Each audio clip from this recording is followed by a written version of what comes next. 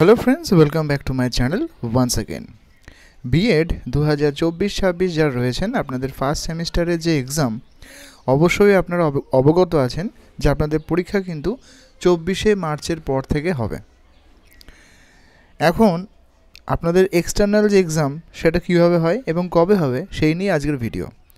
Basically external যে exam বা practicum যে এক্সাম সেটা কিন্তু আপনাদের পিপিটির ওপর বেস করে হয়। পিপিটি পাওয়ার পয়েন্ট প্রেজেন্টেশন, আপনাদের যেটি মেথড পেপার রয়েছে যে সাবজেক্টই হোক তার উপরে একটি পিপিটি বানাতে হয়।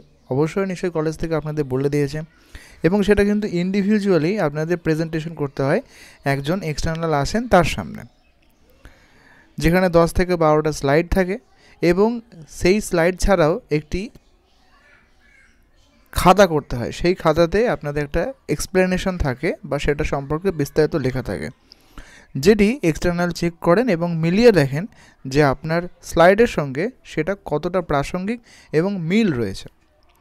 এই পরীক্ষাটি আপনাদের থিওরি এক্সামের পরে হবে।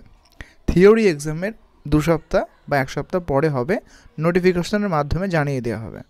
প্রত্যেকটা কলেজে কিন্তু এক্সটার্নাল যান এবং ম্যাক্সিমাম কিন্তু একদিনেই হয়। হয়তো কোনো কারণবশত যদি না হয় তাহলে কিন্তু 2 দিনে করা হয়। হয়তো প্রথম থেকে 50 পর্যন্ত যারা রোল তাদের প্রথম দিন এবং দ্বিতীয় দিন 51 থেকে 100 পর্যন্ত যাদের রোল তাদের হয়।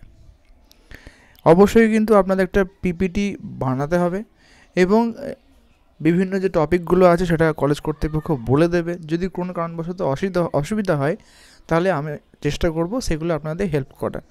যদি আপনাদের কোনো রকম সমস্যা হয় তাহলে অবশ্যই নেক্সট ভিডিও আমি এই পিপিটি নিয়ে আপনাদের একটা স্লাইডের মাধ্যমে বুঝিয়ে দেওয়ার চেষ্টা করব যে কি থাকে এবং আপনাদের খাতায় কি লিখতে হয়। এবং খাতাটা কিন্তু অবশ্যই সঙ্গতিপূর্ণ হতে হবে এবং যেন সেটা কমপ্লিট থাকে। ছোট্ট একটি ভিডিও যদি আপনাদের হেল্পফুল হয় তাহলে অবশ্যই লাইক করবেন এবং B.Ed রিলেটেড ভিডিও পাওয়ার জন্য আমাদের চ্যানেলটি সাবস্ক্রাইব করতে ভুলবেন না। ভালো থাকুন, সুস্থ থাকুন।